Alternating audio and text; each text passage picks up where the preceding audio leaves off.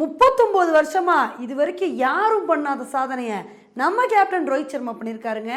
இதை சொன்னவனே ரோஹித் சர்மா தான் உருப்படியாக விளையாடவே இல்லையே, அவர் என்ன சாதனை படித்தார் அப்படின்னு தானே கேட்குறீங்க. இவர் ஒன்றும் வேறு சாதனையெல்லாம் படைக்கலைங்க. டாஸை வின் பண்ணி ஃபஸ்ட் பவுலிங் சூஸ் பண்ணது மூலமாக ஒரு சாதனை படைச்சிருக்காரு. ஏன்னா கப்பா பிச்சில் இது வரைக்கும் எந்த ஆப்போனன்ட் டீமுமே 39 வருஷமாக டாஸை வின் பண்ணி பவுலிங் சூஸ் பண்ணதே இல்லை. எல்லா டீமுமே டாஸை வின் பண்ணி பேட்டிங் தான் சூஸ் பண்ணியிருக்காங்க. ஆனால் 39 வருஷம் கழித்து ரோஹித் சர்மா தான் நான் போல்டாக சூஸ் பண்ணுவேன்ப்பா, டாஸை வின் பண்ணி பவுலிங் தான் சூஸ் பண்ணுவேன்னு இது மாதிரி சூஸ் பண்ணியிருக்காரு. ஏன்னா கடைசியாக 1985 நியூசிலாந்து தான் இதே கப்பா பீச்சில் டாஸை வின் பண்ணி ஃபஸ்ட் பவுலிங் சூஸ் பண்ணாங்க. அதுக்கப்புறம் இந்தியா தான் இந்த மாதிரி பண்ணியிருக்கோம். ஆனால் நம்மளோட ரோஹித் சர்மா போல்டாக இந்த ஒரு முடிவை எடுத்திருக்காரு. அவர் எடுத்த முடிவு கரெக்டாக இருக்குமா இல்லையா அப்படின்றத பொறுத்து பார்த்தா தாங்க தெரியும்.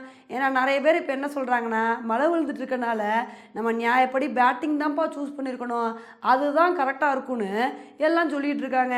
ஆனால் இந்தியா என்ன பண்ண போகிறாங்க அப்படின்றத பொறுத்து பார்க்கலாம்.